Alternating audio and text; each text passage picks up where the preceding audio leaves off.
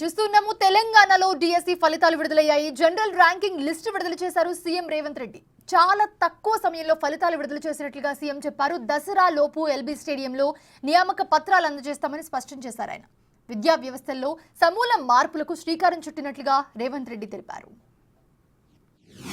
దసరాకున్న ప్రాధాన్యత, దసరా పండుగ అనేది మనకు సంతోషాన్ని తీసుకువచ్చే పండుగ. ప్రతి కుటుంబము ఎంత పేదవాడైనా దసరా పండుగను చాలా సంతోషంగా జరుపుకోవడం తెలంగాణ సాంప్రదాయం. ఆ దసరా పండుగ లోపలనే 9 అక్టోబర్ 2024 నాడు ఈ సర్టిఫికెట్ల వెరిఫికేషన్లు పూర్తి చేసి ఎల్బీ స్టేడియంలో ఈ 11,062 మంది టీచర్ల నియామక పత్రాలు వాళ్ళకు అందించడం ద్వారా రాబోయే దసరా పండుగ వాళ్ళ కుటుంబాలలో సంతోషాన్ని, పండుగ వాతావరణాన్ని తీసుకురావాలని చెప్పి మా ప్రభుత్వం భావిస్తుంది. శ్రీ కల్వకుంట్ల చంద్రశేఖరరావు గారు మాజీ ముఖ్యమంత్రి గారు 10 సంవత్సరాలు ముఖ్యమంత్రిగా బాధ్యతలు చేపట్టి నిర్వహించి వారిచ్చిన DSC notification Telangana public service commission ద్వారా ఒక్కసారి అందులో వారు నియమించింది 7,857 మంది టీచర్లను మాత్రమే. అంటే ఏ కోశాన కూడా విద్యాశాఖను ప్రక్షాళన చేసి పేదలకు, అత్యంత నిరుపేదలకు విద్యను అందుబాటులోకి తీసుకొచ్చి తండాలలో, గూడాలలో, మారుమూల ప్రాంతాలలో, గ్రామీణ ప్రాంతంలో ఉన్న తెలంగాణ పేదలకు విద్యను అందుబాటులోకి తీసుకురావాలన్న ఆలోచన గత ప్రభుత్వానికి లేకపోవడం వల్ల తీవ్రంగా పేదలు నష్టపోయినరు. అందుకే మా ప్రభుత్వం అధికారంలోకి వచ్చిన ఎంబడే ఫిబ్రవరిలో నోటిఫికేషన్ ఇచ్చి, గతంలో తక్కువ నోటిఫికేషన్ ఇస్తే కూడా వాటన్నిటిని పెంచి పెద్ద ఎత్తున ఉద్యోగ నియామకాలను చేపట్టాలి. ముఖ్యంగా విద్యాశాఖలో చేపట్టడం ద్వారా విద్య మీద రాష్ట్ర ప్రభుత్వం పెడుతున్న పెట్టుబడి ఖర్చు కాదు, ఇది ఒక పెట్టుబడి, భవిష్యత్తు నిర్మాణానికి ప్రయోజనకారిగా మారుతుంది. తెలంగాణ రాష్ట్ర పునర్నిర్మాణంలో తెలంగాణ ప్రజల్ని భాగస్వాములు చేయాలన్న ఆలోచనతోటి ఈ నోటిఫికేషన్ ఇచ్చి అతి తక్కువ సమయంలో పరీక్షల నిర్వహణ నుంచి పరీక్షల ఫలితాలు ఇవ్వడానికి 55 రోజులు మాత్రమే తీసుకున్నాము. ఈ 55 రోజుల తర్వాత నియామకాలకు ఇంకొక 10 రోజులు తీసుకుంటున్నాము. మొత్తంగా 10 నెలల లోపలనే మా ప్రభుత్వం వచ్చిన తర్వాత 65 రోజుల్లో 11,062 టీచర్ల నియామకాలను చేపట్టడానికి మా ప్రభుత్వము పూర్తిగా కృషి చేసింది. నిరుద్యోగ సమస్య తీవ్రమైన సమస్య. తెలంగాణ ఉద్యమానికి ప్రధాన ఇంధనంగా పనిచేసిన నిరుద్యోగ యువకులకు ఉద్యోగ అవకాశాలు ఇవ్వడం ద్వారా, ఉద్యోగ నియామక పత్రాలు అందించడం ద్వారా ఈ ప్రభుత్వం నిరుద్యోగ యువకులకు అండగా నిలబడి గ్రామీణ ప్రాంతాల పేదల కుటుంబాలను ఆదుకోవాలన్న ఆలోచనతో ముందుకు వచ్చినాము. ఇదే కాకుండా డిఎస్సి నోటిఫికేషను టెట్ లేకపోవడం వల్ల కొంతమందికి అవకాశాలు రావట్లేదంటే టెట్ పరీక్షలు నిర్వహించిన తర్వాతనే డిఎస్సి నోటిఫికేషన్ ఇచ్చి వాళ్ళకు కూడా అవకాశాలు కల్పించడం జరిగింది.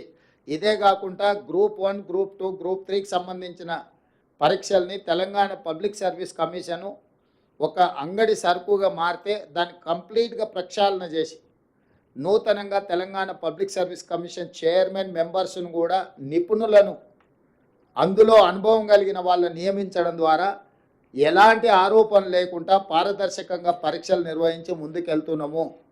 తొందరలోనే గ్రూప్ 1 ఫలితాలను కూడా ప్రకటించి వందలాది మంది తెలంగాణ పట్టభద్రులను గ్రూప్ 1 అధికారులుగా నియమించడం ద్వారా తెలంగాణ పునర్నిర్మాణంలో వాళ్ళను కూడా భాగస్వాములు చేయాలనుకుంటున్నాము.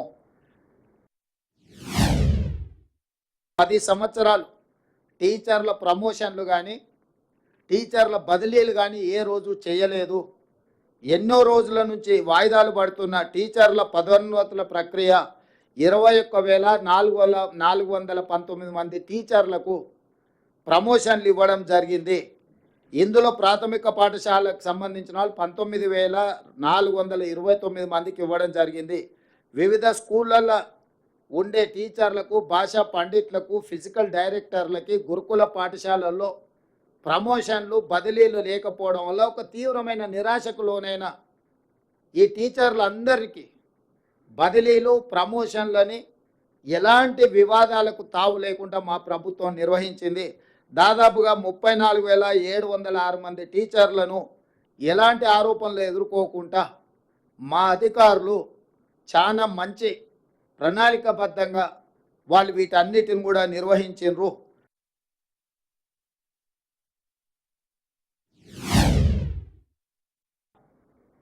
చంద్రశేఖరరావు గారు పదే పదే నేను SC ST OBC minority residential schools ఇచ్చిన వాటి వల్ల చాలా ప్రయోజనం చేకూరింది అని వారు చాలా సందర్భాలలో చెప్పడం జరిగింది.